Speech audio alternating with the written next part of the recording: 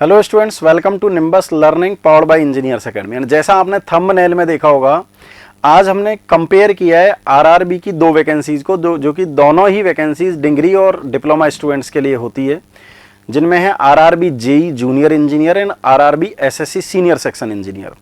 क्योंकि कई स्टूडेंट्स के पिछले आरआरबी के वीडियो में कमेंट आए थे कि सर इन दोनों में क्या डिफरेंस है, कौन लोग एलिजिबल है, क्या एग्जाम पैटर्न होता है और किस तरीके से हमें प्रिपरेशन करनी चाहिए।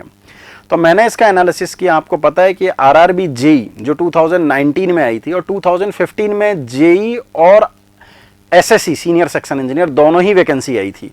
और क्योंकि उसके बाद में कुछ गवर्नमेंट ने प्लान किया था कि हम एसएससी पर डायरेक्ट रिक्रूटमेंट नहीं करेंगे, इसलिए 2019 में केवल आरआरबी जेई की वैकेंसी आई थी।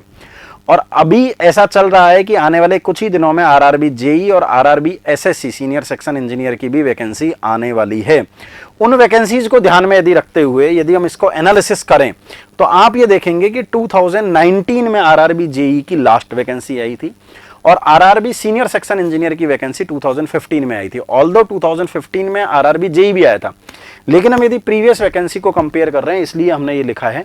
और दी आरआरबी जेई का हम एनालिसिस देखें 2019 का, तो आपको पता चलेगा कि 12,873 12,873 vacancies are there for the RRB JE and 1,159 vacancies are there for RRB senior section engineer in 2015।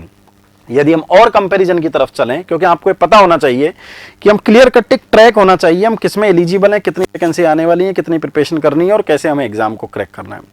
यदि हम इसके सेकंड एनालिसिस की तरफ चलें तो आपको यह भी पता है कि जूनियर इंजीनियर की जो वैकेंसी होती है आरआरबी के लिए, उसके डिग्री और डिप्लोमा दोनों ही स्टूडेंट एलिजिबल होते हैं।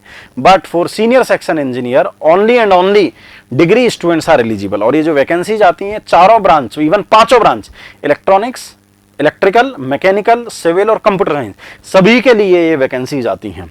यदि हम इसके एनालिसिस और तीसरे एनालिसिस पेपर पैटर्न जो कि मोस्ट इंपॉर्टेंट है, जिसकी तरफ यदि हम बात करें तो 2019 में जो आरआरबी जेई का पैटर्न था वो सीबीटी 1 और सीबीटी 2 दो तरीके से हुआ था, जो प्रीवियस वीडियो में भी मैंने आपसे कवर किया था। आपको यह पता चलेगा कि सीबीटी 1 में 100 क्वेश्चन 100 मार्क्स 90 मिनट में सॉल्व करने थे और जो 100 क्वेश्चन थे वो मैथ्स, रीजनिंग, जनरल अवेयरनेस और जनरल साइंस के थे।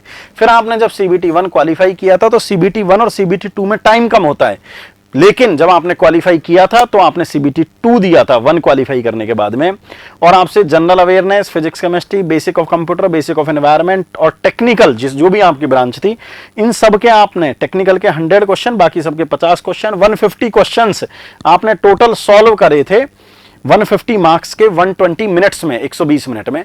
और इस तरीके से जिन स्टूडेंट्स ने क्वालिफाई किया था उनको फाइनली पोस्टिंग मिल गई थी। लेकिन यदि मैं एसएससी की बात करूं, सीनियर सेक्शन इंजीनियर की बात करूं, जो कि 2015 में हुआ था, मैं फिर रिपीट कर रहा हूं, 19 में उसका नोटिफिकेशन है, उसकी वैकेंसी नहीं आई थी, तो उस एग्जामिनेशन में general intelligence and reasoning, general awareness और मैथ्स, इनके 60 क्वेश्चन आए थे और टेक्निकल सब्जेक्ट की जो वैकेंसीज थी उसके 90 क्वेश्चंस पूछे गए थे। इस तरीके से टोटल 150 क्वेश्चन 150 मार्क्स के आपसे पूछे गए थे और एक ही पेपर हुआ था।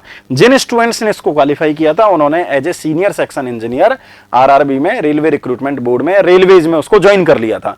जूनियर इंजीनियर और एसएससी में ये डिफरेंस होता है कि जूनियर इंजीनियर वाले जस्ट बिफोर एसएससी ज्वाइन करते हैं। जूनियर इंजीनियर वाले स्टूडेंट जो ज्वाइन करते हैं जेई वाले, वो 4-5 साल 6 साल as per the policy of railway वो प्रमोट होके एसएससी सीनियर सेक्शन इंजीनियर बन जाते हैं। यदि आप इंजीनियरिंग स्टूडेंट हैं, आप दोनों में एलिजिबल हैं, लेकिन why we join at JE, हमें एसएससी के लिए प्लान करना चाहिए ताकि हम डायरेक्ट उस 5-6 साल के गैप को फिल कर सकें। यदि हम इनके पे ग्रेड की बात करें तो जेई के लिए जो पे ग्रेड है वो 4200 रुपए और सीनियर सेक्शन इंजीनियर के लिए जो पे ग्रेड है वो 4600 रुपए है। और दोनों में ही 1 ईयर का आपको टाइम होता है ट्रेनिंग पीरियड, जिसमें 6 महीने थ्योरेटिकल होता है और 6 महीने आपकी प्रैक्टिकल ट्रेनिंग होती है, जिसमें आपको सारी चीजें सिखाई जाती है। इस तरीके से ये इसकी डिटेल्स होती हैं। और अब मैं आपके इस पूरी सीरीज में आरआरबी की जेई और एसएससी की कंपैरिजन सीरीज में अब मैं आगे और भी कुछ वीडियोस लेके आऊंगा, जिसमें हम सिलेबस को और भी ज्यादा डिटेल में डिफाइन करेंगे कि क्या सिलेबस आता है, क्या नहीं आता। लेवल ऑफ क्वेश्चंस को अगले वीडियो में हम डिफाइन करेंगे कि किस टॉपिक से क्या पढ़ना चाहिए, क्या छोड़ना चाहिए, वो सब भी हम डिस्कशन करेंगे। और इन सब के लिए जब ये वैकेंसी आएगी उस टाइम पर हम ऑफलाइन और ऑनलाइन बैचेज चलाएंगे भी। और हम अभी YouTube पर 3 जनवरी से एक नई सीरीज स्टार्ट कर रहे हैं, जहां पर कि इसको ऐड कर देंगे फिर अपन, है ना।